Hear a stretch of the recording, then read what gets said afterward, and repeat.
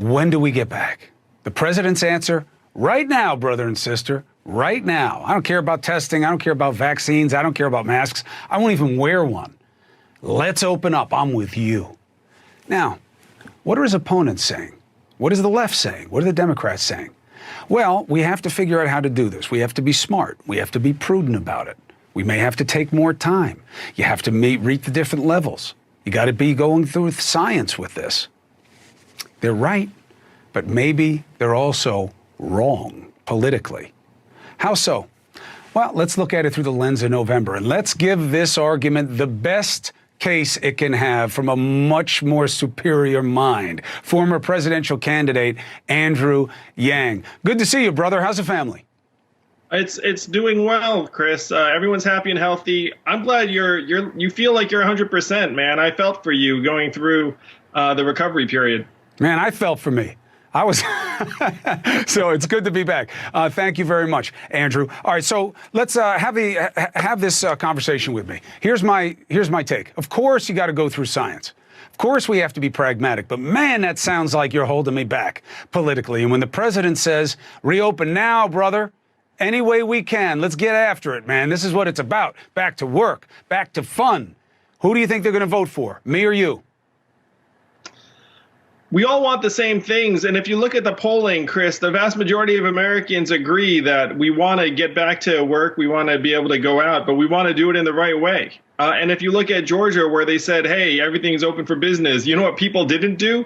Run out to bars and restaurants and actually, think that everything is 100% back to normal and safe, because we're human beings. We're not all just going to say, like the governor said, we're open, so everything's back.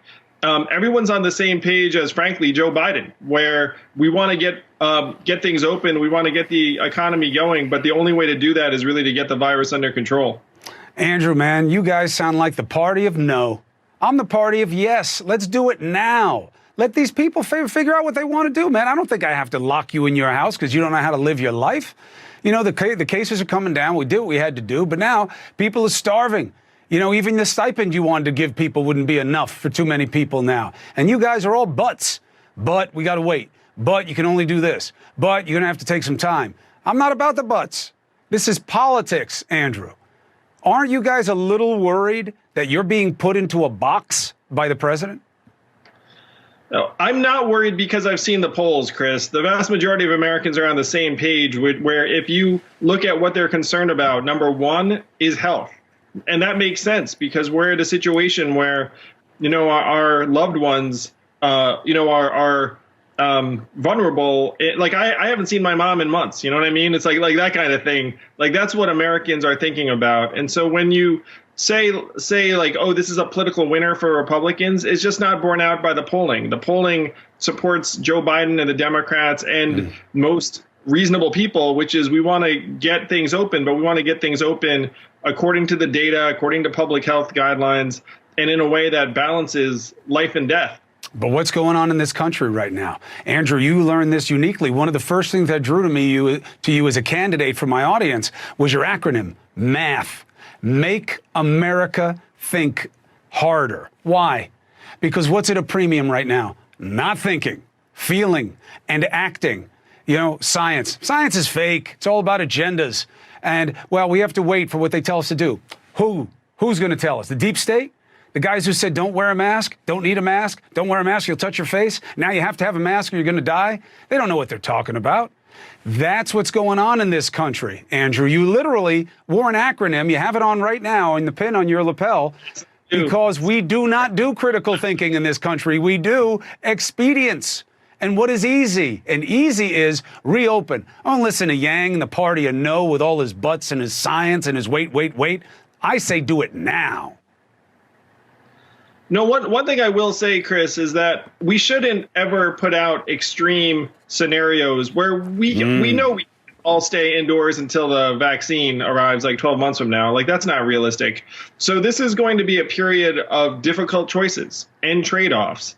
And that's something that Democrats are leading with, where we know it's not realistic to say everyone's going to be in your home for months on end. So then we have to start thinking about what the trade-offs are. what are the precautions and measures we can take that will allow us to reopen places of business, to be able to go out to shops again. And that includes things that most Americans are already adopting around social distancing and masks and cleaning and washing the hands. I mean, we're all doing it, really. That's the key. See, that's the key, Andrew. You're saying it the right way.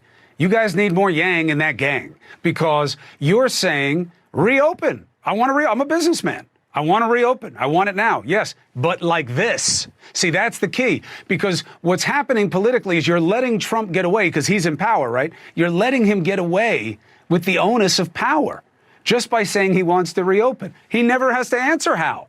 And because you guys seem to be just saying, well, we can't reopen, you can't just do it like that, he doesn't have to say how. Whereas if you said, yeah, we want to reopen too, we have a plan, do you? He doesn't have a plan. He's saying testing's not necessary. Why? Testing is hard. Testing slows down your process of reopening. He doesn't like it. Masks are bad. Vaccines you probably don't need. It will disappear miraculously. I know it all sounds like BS. But in politics, if it feels good, people go for it. You say polls. I say, ask Hillary Clinton about the polls. They change fast, and they go with flow.